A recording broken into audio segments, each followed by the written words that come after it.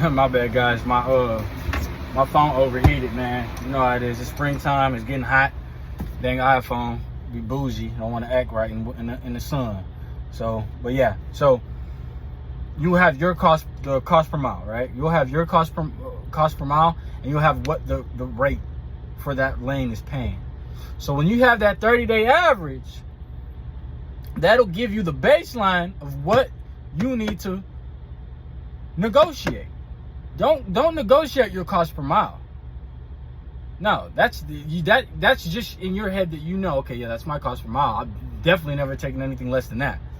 But you'll have that 30-day average. It'll show you this is what this lane is paying for the past 30 days. So if the broker is lower than that, then you know, no. It gives you a parameter, you know, a negotiation, a number to know, okay, am I getting a good deal or am I getting a bad deal, right? And it'll have the low end, the average, the middle, and it'll have the high end, right? So let's say the low end is $1.98, or let's say the low end is $2. The middle is $2.30, and the high end is $2.70, right? So you'll hit the broker with, all right, well, you know, let's say the $2.48, you know, on, let's say whatever, it's, to make it simple, 1,000 miles, that's $2,000 and $2,480, right? So you'll hit the broker with, okay, you know, whatever it could be posted. Sometimes they'll post what they're giving. Sometimes they won't. But whatever's posted, you'll hit the broker with, all right, well, I'm trying to get closer to, he's like, well, once you get to the money, and I'm gonna break down the dialogue that you'll go through and how I go through when I negotiate these loads. But just for this quick example, yeah, you'll just tell them, I'm trying to get closer to 2,480, man. Yeah, we're gonna get closer to that. He'll say, you know, the most I have in it is in whatever he'll say, you know what I mean? And then if that number is okay, you'll look at the 30 days, like, am I getting a good deal? Okay, I'm getting a good deal. Or if you're in a bad area, you might be able to, you know, all right, well, this will give me a bad area, but that doesn't happen often, right? If you know what you knowing how to book loads, you don't really end up ever in a dead area like that. It doesn't, and it shouldn't happen. You should be able to go from a good area to a decent area and then back and forth and kind of run that lane. Once you find a lane like that pays good coming going, pays good coming back, just keep running that lane. There's no reason to keep going all the way across the country chasing loads, all right? No. Find a lane that makes sense. Stick to that lane. Learn that lane. You know that lane. You know that road. Find a lane that doesn't have too many mountains. Find a lane that doesn't have too many tolls. You know what I mean? These are just kind of common sense things that guys may not know. All right? So, yeah. So that's in a gist on how you end up finding a lane, right? Okay. For me personally, how I found a lane was first as a company driver. When you know you're about to be an owner operator, have that mindset. Okay, I'm about to be out on these roads by myself, getting, you know, picking and choosing where I want to go. So as a company driver, see where they're taking you, right? And if you forget, go back and look at the BOLs that you scanned and see where were these loads going that I used to go. And 9 times out of 10, that's a lane that you can adopt, right, in your business, right? If the company was making money doing it, sending you there, 9 times out of 10, you could probably make money doing that. That's one way to find lanes. So that's what I did when I first started. I didn't want to do the lanes I was doing as a company driver. We used to do a lot of Mountain West, Wyoming, Montana, Minnesota, and stuff. I didn't want to do that. So when I started as an owner operator and I was being dispatched, I just let him dispatch me for the first 2 months before I fired him or got rid of him or whatever. And I started to see where he was sending me. And that's how I got an idea of, okay, this is a lane right here. They keep sending me over here, and this is the area that I'm in. This is the lane that I'm running. That's how I found the lane, right? Then when I went off on my own, right, you kind of ping pong around, right? You're trying to chase the money and what's paying the most. And you see, okay, this is paying me good to go here. It's paying me all right to come back. Or, dang, I'm in a place right now, there's no loads coming out here. Okay, I don't need to come back here. And that's how you find a lane. You know what I mean? And you can search them on the load board. Just searching different places that are stopped. places that places of origin and places of destination, and play around with it. Once you've got access to that load board, you pay for it. Just play around with it. Okay, out Dallas to New Orleans, how much that paying? Okay, Chicago to Atlanta, how much does that pay? Okay, Pennsylvania to Atlanta, how much does that pay?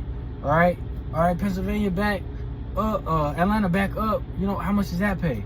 Okay, and then you'll figure out a lane like that, right? And like I said before, once you find out that lane and you've played with it and you figured it out, probably take about a month, let's say a month of you booking your own loads for you to figure out a lane that's profitable for you, right? Once you found that out, try to find a lane, like I said, that has less tolls, right? Less or no tolls. Really, you don't want any tolls, right? Find a lane that doesn't have a lot of mountains. Man, the mountains, man, let me tell you, you know it, as owner-operators, kills your diesel, sucks it all. And then on that lane that you're gonna run, find your truck stops that you'll stop at. Like me, I know the truck stops that I stop at. It's rare that I stop at a random truck stop. I know my specific places to get fuel. I know my specific places to get showers, and I know my specific places to get food, right? So those are your most important things when finding a lane. Figure it out. One that's profitable, makes the most money by playing with it on the app and booking loads with it. And then one that doesn't have a lot of tolls and doesn't have a lot of mountains, and has and find your truck stops along the route, right? Okay, now when it comes to actually booking the load, right? When talking with the broker and you're booking the load, this is what I do, right? So I see the load, you constantly refresh, right? So you're sitting on that board and you're constantly, hold on guys, let me open this up again for you. You're constantly hitting this refresh button here. You're constantly hitting this refresh button. Boom, boom. Not constantly, but every 1 or 2 minutes, you're hitting it. I like to, not talking on the phone with anybody else. If you're talking with your girl, talking to your friend, like tell me, hey, I'm gonna call you back, bro. I gotta handle business real quick. Put on my little box fan. Sometimes I turn it off. I don't like too much noise in the background when I'm talking to these guys. So I put on the fan while I'm searching for loads and turn it off when I'm about to call them. So I'll put on like something in the background on my phone, maybe a little YouTube video or just something to pass the time while I'm refreshing it. You know what I mean? And then once I see a load that I like, I click. I don't want to post anybody's information because I think you get flagged for that. So you click on it and then it'll have his contact. Sometimes it's email. I really don't like doing the email stuff, but if you get a good template to write a good email, I haven't done that yet, but I probably should. I really haven't needed to yet because, like I said, I'm making money without doing it. But there's still some loads that are only email, right, where they won't post a number. So you get a template and you can just mass send that out. But like I said, so you get the number, call it the broker, right? It'll ring and the broker will pick up. All right, and this is the dialogue that you can use, and this is what I tell them. I say, hey, I'm calling on this load going. I'm calling on this Harrisburg, Pennsylvania, going to Atlanta, Georgia for the date for April the 12th. It's the 12th, so you call me and say, I'm calling on this quick and concise. If it's a lady, a quick pleasantry like hello, good morning. If they're on that type of time, you'll be able to kind of feel that from the phone call. Or if they just pick up the phone and say hello, just get straight to business. I'm calling on the because you want to be quick because somebody else is probably calling on that load. So you don't want to be there. Hello, how are you doing? No. If they say hello, how you doing? You say hello, I'm doing fine, sir. Or hello, I'm doing fine, ma'am. If it's a man or a woman, If they don't lead with that and they just say pick up the phone, they say the brokerage. This is such and such brokerage.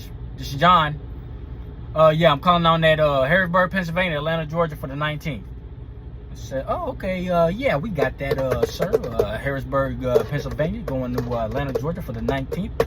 It's weighing in at 20,000 pounds. Okay, all right.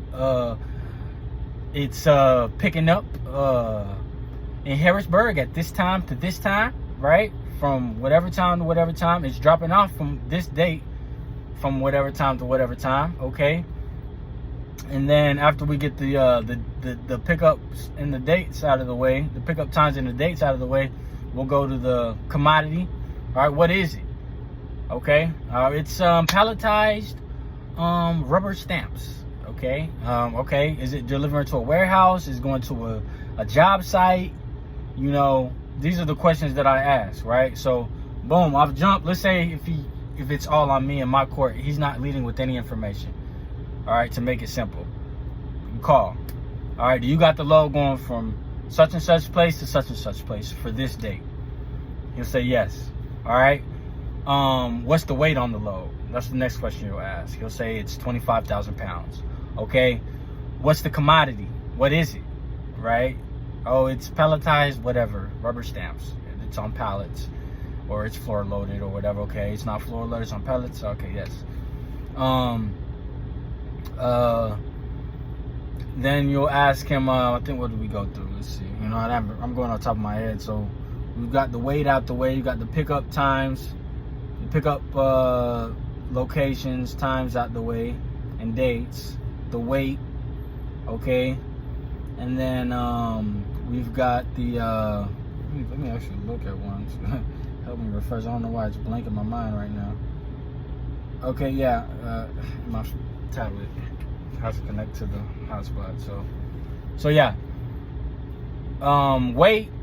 I should have written this down. My bad, guys. I'll be trying to freestyle this YouTube stuff.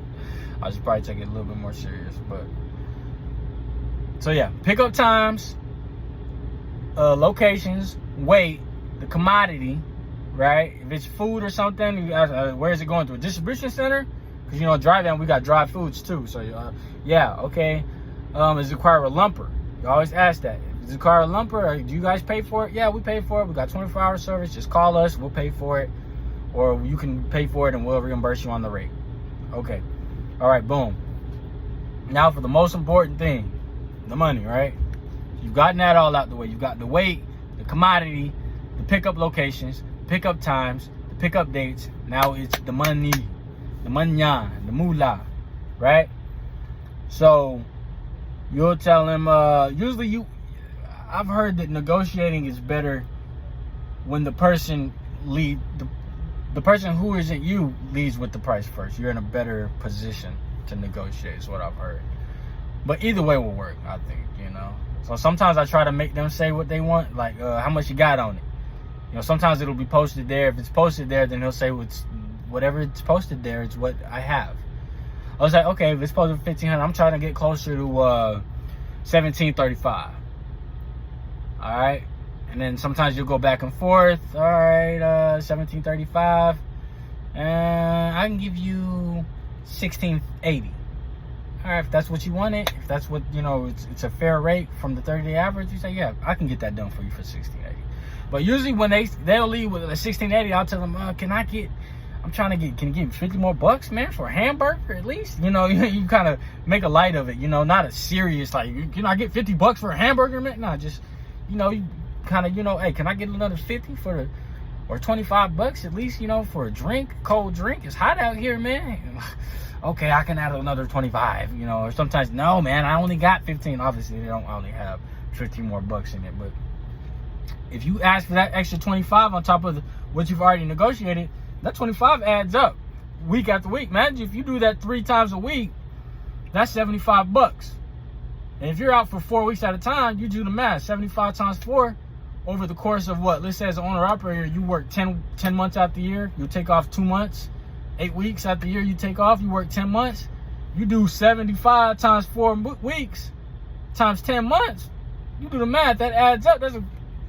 That's for, you know, that's a little pocket change for your daughter or for your shoes or whatever hobby that you have or whatever. You know what I mean? So, all right, guys, I kind of went long with this stuff. This is the part 2 because, like I said, my phone got cut off from the heat. I'm about to hop in this pilot. Well, no, I'm at the TA. Hop in this TA. Take you guys in the shower. I got a Popeyes, I think. Yup, got me a good old Popeyes. Give me some chicken. Give me some rest. Shoot down this interstate. At nighttime, you know, I'm on a night ride. I love the nights, man. The nights, man, is so much peaceful for me. Give me a little rest in after I eat my chicken. let that sun go down, and hit the road, get this money, man. Happy Easter, guys. Take it easy. Stay safe out there.